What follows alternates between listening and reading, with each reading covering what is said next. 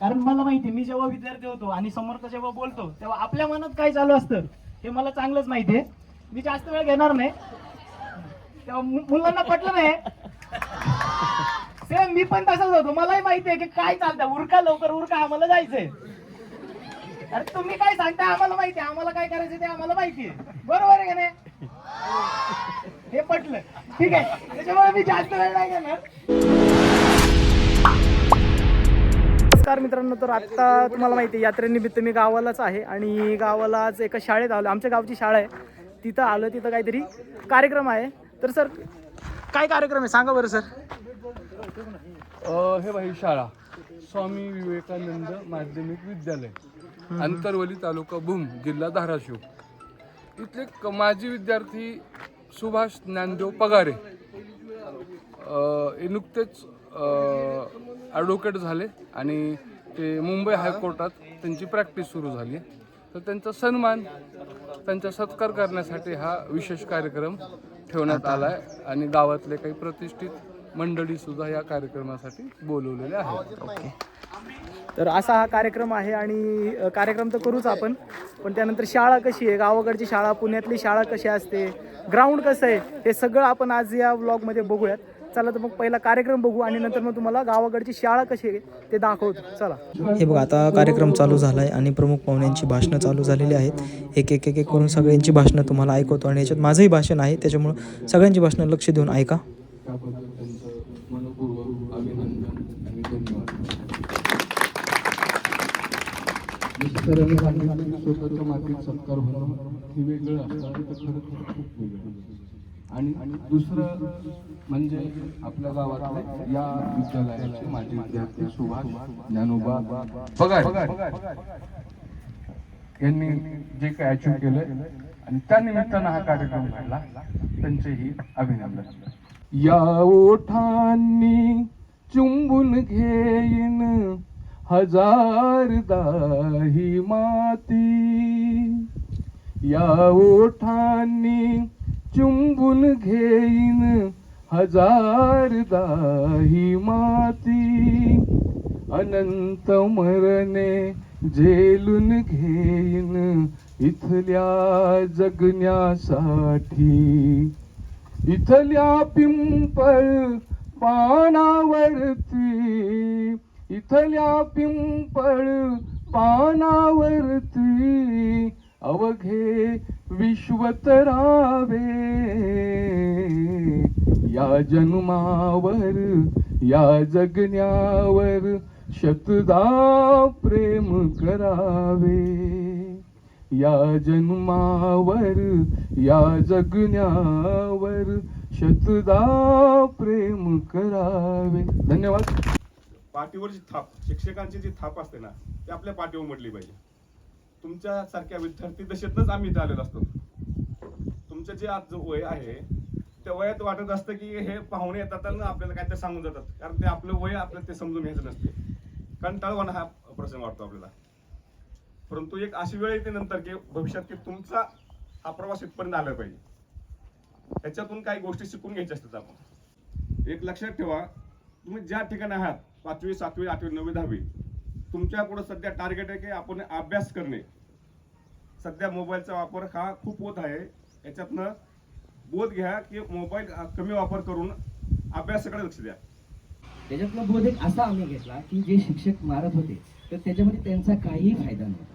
ते आम्हाला घडवण्यासाठी किंवा हे करण्यासाठी ते आम्हाला मारतही असतील, पण त्याच्या पाठीमागे उद्देश वेगळा होता. पण आम्ही त्या भीतीपोटी किंवा त्याच्या पायी खूप चांगला अभ्यास केला आणि ते लक्षात ठेवूनच पुढे आम्ही गेलो होतो. पण आजच्या ह्याला आम्हाला असं वाटतंय की जेव्हा ते मारत होते ना आम्हाला, त्याचं आम्हाला आता काहीही वाटत नाही. उलट त्यांनी आमच्या भल्यासाठी किंवा आमच्या चांगल्यासाठीच त्यांनी आम्हाला मारलं आणि आज आम्ही इथपर्यंत पोहोचलो. तर तुम्हाला सांगण्याचा उद्देश असा की जरी कोणी शिक्षकांनी मारलं, ओरडलं किंवा रागवले तर कुणीही त्याचा राग मानू नये. उलट ते आपल्या भल्यासाठी सांगत आहात हे लक्षात घेऊनच आपण पुढे जावे. मुंबई उच्च न्यायालयात म्हणजे वकिली चालू आहे ना आता, तसं आपण पण सर्व विद्यार्थ्यांनी कुठं ना कुठं एक नाव उज्ज्वल करावा आणि आपल्या शाळेतून की आपल्या शिक्षकाकडून आपला सत्कार कसा होईल याचं सर्वांनी जर लक्ष घेतलं तर नक्कीच आपलं भविष्य उज्ज्वल होईल. एवढीच तुम्हाला सर्वांना शुभेच्छा देतो. 10 ते 15 वर्ष 20 वर्षे आदरणीय पवार सरांनी आपल्या या शाळेसाठी मोफत काम केलेलं आहे. चिंचपूरला सर ऊन वारा पाऊस न बघता सायकलवर त्या काळी 20 किलोमीटर 25 किलोमीटर 30 किलोमीटरचा प्रवास हे दररोज करायचे आणि विनामूल्य करायचे. ही मोठी गोष्ट आहे. माझ्या बंधू भगिनींना किंवा माझ्या भगिनींना सांगणं आहे माझं की तुम्ही पुढच्या प्रवासाला आयुष्याच्या जेव्हा लागत असतात तेव्हा तुम्हाला नोकरदार नवरा पाहिजे असतो, पण नोकरदार शेतकरी कोणालाही पाहिजे नसतो. पण भारताची मुळं ही शेतीपासून जोडली गेलेली आहेत. शेती ही म्हणजे जो शेती करेल त्याच्या भरोशावरच आपण पुढे खाणार आहोत. मी हे देखील तुम्हाला सांगते. चला असू द्या. कारण मला माहिती, मी जेव्हा विद्यार्थी होतो आणि समोरचा जेव्हा बोलतो तेव्हा आपल्या मनात काय चालू असतं हे मला चांगलंच माहिती आहे. मी जास्त वेळ घेणार नाही. तेव्हा मुलांना पटलं नाही. सेम मी पण तसंच होतो. मलाही माहिती आहे की काय चालतं. उरका लवकर उरका, आम्हाला जायचंय. अरे तुम्ही काय सांगताय आम्हाला माहिती आहे. आम्हाला काय करायचं ते आम्हाला माहिती आहे. बरोबर आहे का नाही? हे पटलं, ठीक आहे. त्याच्यामुळे मी जास्त वेळ नाही घेणार. आणि काय होतं की आता मी तुमच्या मनातलं बोलतोय कारण मी आता जस्ट मी विद्यार्थी दशेतून आता बाहेर आलोय. खरं तर मी मोबाईल समोर किती बोलू शकतो. मी एक व्हिडिओ कॉन्टेंट क्रिएटर आहे. रील्स वगैरे बनवणे, युट्यूब चॅनलवरती व्हिडिओ बनवतो. तर मोबाईल समोर किती बोलतो मी, पण असं समोर बोलायचं म्हटलं की थोडी डेअरिंग होत नाही. थोडं समजून घ्या, ठीक आहे. आता हे जे आपण ऐकलं मोबाईलचा वापर याची तुमच्या मनातली बाजू मी मांडणार आहे आणि त्यांना खोटं पण नाही ठरवणार. त्यांचं पण सांगणं खरंच आहे, ठीक आहे. ही गोष्ट मी माझ्या पद्धतीने सांगणार आहे. आता सरांचं ऐकलं नाही. सगळ्यात पहिलं मी सांगतो की मला गावची आवड कशी निर्माण झाली. आमचे जे रफिक सर आहेत त्यांच्यामुळे मी गावाला यायला लागलो. खरं तर मी याच गावचा आहे पण मी जास्त येत नव्हतो. त्यांनी मला या गावची आवड निर्माण करून दिली आणि आज मी इथं आहे. खरं तर त्यांचं मी आभार मानतो. आणि त्याच्यानंतर आपली मोबाईलची बाजू, ठीक आहे. सगळेजण म्हणतात मोबाईल वापरू नका.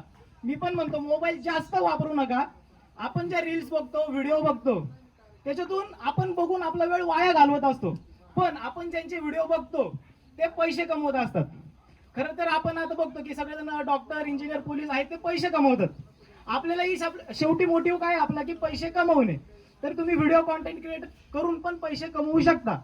पण आपण जे रोल करत जातो, स्क्रोल करतो सारखं, इंस्टाग्राम एक रील झाली, दुसरी रील झाली, कॉमेडी, हसतो, याला दाखवतो त्याला दाखवतो. पण हे आपणही करू शकतो.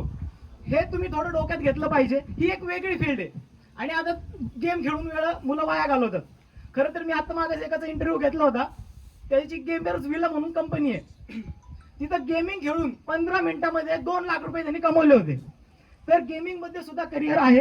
हे आता नवीन फील्ड चालू झालेले आहेत. आणखीन मला वाटतं याचं एवढं इकडे गावाकडे आलेलं नाहीये. त्याच्यामुळे इकडे ह्या बाबतीत कोणी बोलत नाहीये. त्यामुळे फक्त सांगतात की अभ्यास कर. अभ्यास तर ठीक आहे, अभ्यास करायला पाहिजे. पण रील्स असेल किंवा व्हिडिओज असतील, हे पण ज्याला आवड आहे, ज्याला कॅमेरा समोर बोलायची डेअरिंग आहे, त्यांनी हे करायला पाहिजे खरं तर. आणि आता मी जे बघतोय सगळं की ट्रेंडिंग कॉन्टेंट कोणतं चालतं ना, गाई म्हशी किंवा गावाकडचा हा कॉन्टेंट एवढा चालतोय आता सध्या सोशल मीडियावरती की व्हायरल होतोय. तो व्हायरल म्हणजे तुम्ही साधं गाई सोबत बोलताय. आता हे आपल्याला तुम्हाला वेड वाटतं, पण पुण्यातल्या लोकांना एवढं आवडतं ते की त्यांना रोजचं असतं. सकाळी उठा, काम करा, संध्याकाळी घरी या. पण त्यांना असं रिलॅक्स जीवन बघितलं ना एवढं भारी वाटतं ना, ते व्हिडिओ बघत बसतात. आपण गाई समोर बोला, गाईला काय पण खाऊ घाला, तुम्ही काय पण बोला, ते लोकांना आवडते. आणि हे आपल्याकडे आहे. फक्त आपण ते कॉन्टेंट क्रिएट करत नाही आणि आपण फक्त काय करतो, मोबाईलवरती स्क्रोल करत करत वेळ वाया घालवतो. पण हे आता तुमचं वय नाही. जेव्हा तुमची 10वी क्रॉस होईल, पास होतं, त्याच्यानंतर हे तुम्ही करायचं. जर ज्याला आवड आहे त्यांनी, सगळ्यांनीच नका करत बसू. बाकी ज्यांनी त्यांनी आपापल्या क्षेत्रात चांगलं काम करा. आणि माझी मोबाईलची, कारण मला वाईट वाटलं की बाबा मोबाईल नको वापरू, मोबाईल नको. तुम्ही बघितलं असेल आल्या माझं मोबाईलचं काम चालू केलं. हे कुठेतरी मला थोडं वाईट वाटलं की बाबा मोबाईलला तुम्ही एवढा दोष नका देऊ. आहे पण त्याचा वापर कसा करायचा, कितपत करायचा, हे ज्याने त्यांनी आपापलं समजून घ्या. मोबाईलचे दुष्परिणाम पण आहेत आणि चांगले परिणाम देखील खूप आहेत. मोबाईल तुम्हाला झटक्यात वरती घेऊन जातो आणि खाली पण पाडू शकतो. त्याच्यामुळे त्याचा वापर कसा करायचा हे ज्यांनी त्यांनी समजून घ्या आणि आपापल्या पद्धतीने करा. एवढं सांगतो, जास्त वेळ घेणार नाही. शेवटची मुलं संपलं रे. धन्यवाद.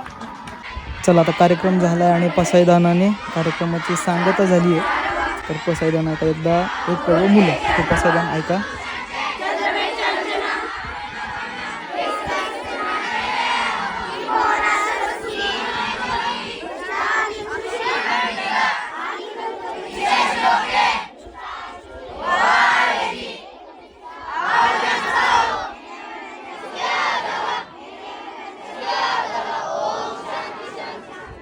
कार्यक्रम झाला आहे आणि आता शाळेचे वर्ग बघतोय.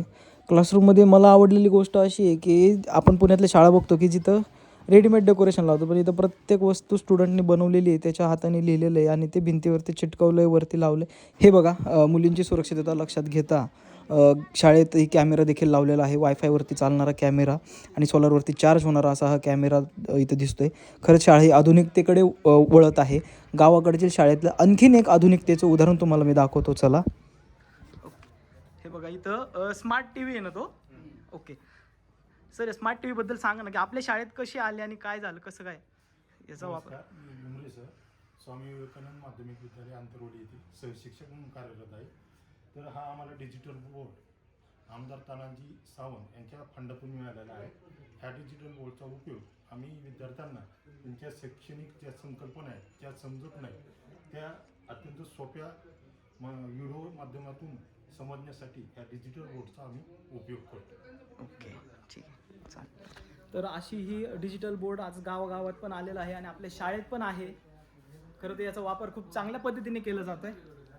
चल, आणखीन तुम्हाला आणखी शाळा दाखवतो. चला, आता शाळेचे वर्ग वगैरे आपण पाहिले, पण आता शाळेचं मैदान तुम्हाला दाखवतो, कारण खूप मोठंच्या मोठं मैदान इथं आहे. बघा, दुपारीची सुट्टी झाली आणि मुलं डबा खायला झाडाखाली बसल्यात. हे बघा, मुली पण जिथे सावली आहे तिथे झाडाखाली निवांत बसल्यात. असं चित्र मला सांगा पुण्याच्या शाळेत आहे का? पुण्यातील भरपूर शाळेला तर मी तर पाहिलं की मैदानच नाही आहे. आणि जर शाळेला मैदानच नसेल तर विद्यार्थ्यांना खेळाविषयी आवड कशी निर्माण होईल हा एक प्रश्नच आहे. पण ह्या शाळेला खूप मोठं असं मैदान आहे. चला, आता हे झालं शाळा. आता इथं गावाला शाळेकडचे तर काही जागेचं टेन्शन नाही आहे. तर काही गावांच्या शाळेला असे फक्त वर्ग वगैरे आहेत, पण स्वच्छतागृह नसतात. तर आमच्या या गावाकडच्या शाळेमध्ये स्वच्छतागृहाची देखील स्वतंत्र सोय व्यवस्थित केलेली आहे. असं हे स्वच्छ, आणखीनही स्वच्छ मेंटेन ठेवले असं हे स्वच्छतागृह देखील या शाळेला आहे. खरंच खूप सुंदर अशी शाळा आहे आणि आज या शाळेत येण्याचा योग आला आणि माझं पहिलं भाषण करण्याची संधी मला मिळाली. त्याबद्दल मी आजचा दिवस खरंच खूप चांगला गेला. आणि हे बघा, आता शाळा सुटलेली आहे